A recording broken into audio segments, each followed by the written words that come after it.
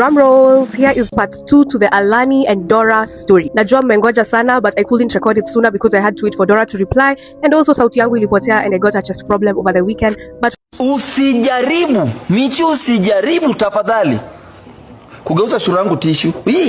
Hii usijaribu. We're working on it. Hata tushikwe na shida ya kifua. It's good. It's what? It's good. It's what?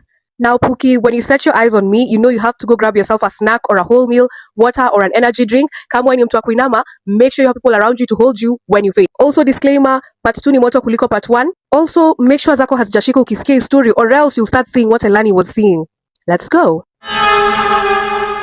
So after that call that Dora and Alani had, Dora kept on checking up on Alani to make sure that she has not out herself or done anything crazy to harm herself. For example, she would start calling her every day, checking up on her, asking how are you feeling now, how are you feeling mentally, and all that stuff. If she gets a new mumama, ampe pesa, anatumia Alani at least apate ya food na check kopa.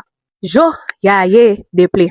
Nasema historia dina sweat. Later on, after wamekaka for about 2 weeks, Dora saw that it is fit to bring Alani to where she is to monitor her closely because she genuinely still had feelings for Alani, and also guilt was eating her up like crazy. Now, something crazy that I noticed when reading this story is there is a pattern. Stay with me. Dora had feelings towards that man that she could not remember, okay? Then she got together with Alani. Alani had feelings towards Dora, and Dora had feelings towards Alani. Stay with me. Haya, they broke up. Alani got a boyfriend, David. Alani and David fell in love. They were in love with each other to the point where David was comfortable with Alani meeting his mom. Okay, now let's move to the second part. Dora became a stud. She used to engage with mumamas and all that, but she wasn't attached to them. So what was taken from them is maybe their families, but they were never even faithful to their families in the first place. So the people they had feelings towards, or they were attached to the most, are the people who were dying. I don't know whether I'm right. You guys get me? Alani's boyfriend, dead. David's mom, because Alani loved David's mom, dead. David's sister and the baby, dead. Alani loses everything in her life. Dora, the moment this man did what he did, she lost everything in her life. So kama wanafanya vitu juju na wewe, vitu zako mingi hazichukuliwi.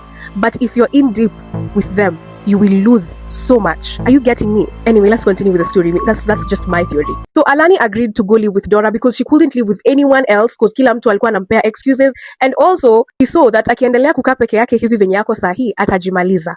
Cool. Grab your drink or take a shot because it's getting crazy. When the two started living together, remember they had a relationship before, something that they both loved until it got crazy. Started having feelings for each other again, and they decided to get into a relationship. So Dora's house wasn't all that. Achana na size, hadi vitu yenye ameweka ndani zilikuwa tu kidogo kidogo. Because akienda kutafuta kazi, akianza biashara, hakuna kitu inaendelea. So her mama's business was the only thing going on for her right now. Haya. The first time these two got intimate with each other, it was superb, like makeup sesh, okay? You know how after you have the seshi session with someone, tongue twisters, there's always that after smell. Si lazima ikuwe mbaya, but if you enter a room where people have done it, you will smell it. For them, it used to smell like rotten period blood. Ask me how I smelled this. I was a dorm captain in high school, and girl, y'all, mlikuwa mna stick pads hadi kwa ukuta. So yeah, that is how Dora described the smell. It was very weird. The first time, wakaipuza. The second time they're having it, my heart rate is increasing anyway. You know the way when you're finishing, you have this intense feeling like you're out of this world, cloud 9 type of thing. Alani would feel that way. Very nice. But kenye inatoka kwa the V8 engine ni nini?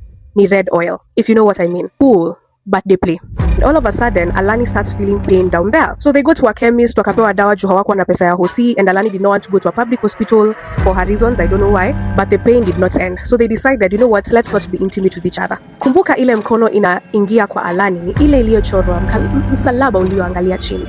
I'm just trying to connect the dots because none of this shit makes sense, bro. Kwenda huko, shetani wewe kwenda huko. So akasema, you know what, since we're not doing any other romantic things, we're gonna try out other things. Let's shower together, let's cook together. Let's just try to make our relationship romantic because we are literally going through hell. Aya, wakaendelea hivyo. Dora akaelezea Alani, you know me, I have mumamas who cater for the bills for me, you know, and I always switch them because huyu anakuja kwako anakuacha, huyu anakuja kwako anakuacha. So akiniita mimi naendanga biashara zangu. And Alani said, baby, it's okay, we both can't get a job right now, Kenya sahi ni ngumu, you know what you have to do to get money. Sawa. So sometimes Dora would go at night, come back in the morning, and Alani wouldn't have a problem with it. But one day Dora was out at night, and Alani nyumba ilikuwa inakaa venye ilikuwa inataka. So she decided, you know what, let me do some cleanup. Plus cleanup was therapy to her. Alani loved a hygienic place, you know. So ana clean up, anatoa hapo nguo za babe, anaweka kwa kitanda, anafanya vitu zake hapo, and she stumbled upon a diary. Kwa hii diary, Dora had written, "Dear God, why me? My life is falling apart and I am causing pain to everyone that I interact with. And this is not a story I can share with anyone, so I am writing directly to you. I have weird marks on my hand. I don't know what they are. Anyone spots them, I know I can tell them it's just a tattoo." Hizo pages zingine ameandika venye vitu zilikuwa chaotic in her life, ameandika hadi mambo ya Alani hapo ndani, ameandika. Yole, Alani kuona hivi anajiuliza, ini mambo gani? Ebu ngoja kidogo. Huku niko kichinjio ama? She took some pictures of the book, waited for Dora to come back home in the morning, and she asked Dora, "What is this and what is the problem?" Instead of Dora telling Alani vizuri, shida ni gani, she started shouting, being dismissive, telling her, "I thought we're supposed to respect each other's privacy. Umesahau kwa kwangu na mimi niko kwako? Ara tuzoeane hivyo, starting to piss me off, don't make living together hard." Alani akasema hapana, utanibeba kama mjinga. Tubonga wabonga, no. What are we bonging with you? What are we bonging with you? No, we cannot bong with you. You can go and bong kiminya bonga. Starts throwing clothes all over, glasses all over. Dora anamwambia unavunja hizo mdo pekee tuko nazo mjinga. Using language that was used in this context so that you can get how hot it was. Remember when I told you every time these guys were fighting, it was always so bad. Alani ndio huyo anachukua chupa anaenda kugonga Dora. Dora na yeye amemsukuma chini akaanguka na huko because Dora had more strength than Alani. Dora is strangling Alani, strangling her. And she says when she was doing this she felt satisfied, like peace watching her. What are you guys doing? She stopped when she saw Alani's body ikirelax ni kama anataka kuenda kusalimia muumba wake. Na akaacha Alani hapo chini. She went to the bedroom and locked herself up. Alani alikaa hapo chini for about 1 hour before she picked herself up and went to the room to talk to Dora. Ame knock. Dora is not opening the door. So now Alani started getting scared because too many people have taken their lives in her life. She's calling Dora with the phone, knocking, saying sorry. Eventually Dora opened the door. Mausiku hivi saa 4, that is when they had the conversation and Dora told her the truth. She said, "Venye uliniambia story ilinishtua and that is why I acted that way. I've never told anyone and that is how I've lived my life." So ameendelea hivyo and things started getting worse. Hii nyumba ilikuwa ni kama iko na wenda wazimu wawili ndani. Still now. So see, iko na.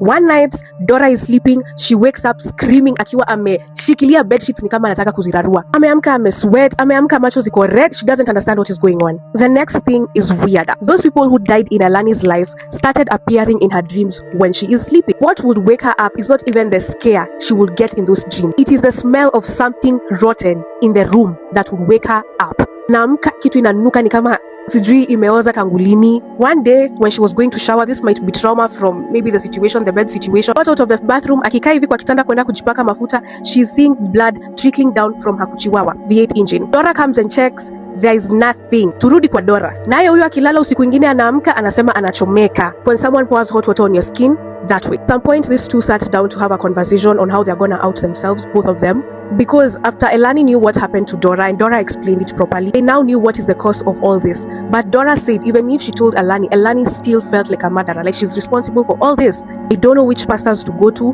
They don't know if they're gonna fall down in a church and start confessing everything and then everyone avoids them. That is what they're scared of now. Don't know any witch doctor that they can go to. Wow, wanakaanga hivyo kwa nyumba wakiwa hivyo till dates. At the end of this message, Dora said that she is writing this because she has seen the comments from the previous video. She has seen how everyone has reacted, and she's saying that she told this story as a sign, a cry for help, that if anyone knows a solution that can help her, mumuambie. Personally, I'm gonna be so honest, I don't know any solution because I've never been there, but if you know anyone or any place that they can get help, don't hesitate to tell them. Obviously, she's not comfortable with her identity being revealed nor her page, but feel free to tell me. I will pass the message. But guys, your way, I'm not telling you not to date rich people. I'm not telling you to stay with broke guys. Kila mtu afanye kenye anataka, as always. But even that broke guy, even your friend, vet them before you give them access to your life. I've told stories here of how friends almost finished their other friends, how parents almost finished their kids. It's a crazy world that we live in. Just because someone is showering you with everything you've ever wanted, that doesn't mean utasema mimi nisha fall in love, namtaka, tutaishi hivyo. No. Rich, poor, friend, enemy, parent, sister, cousin, brother, uncle, nephew, niece, vet them all. Mlango ya maisha yako usiku unafungulia kila mtu.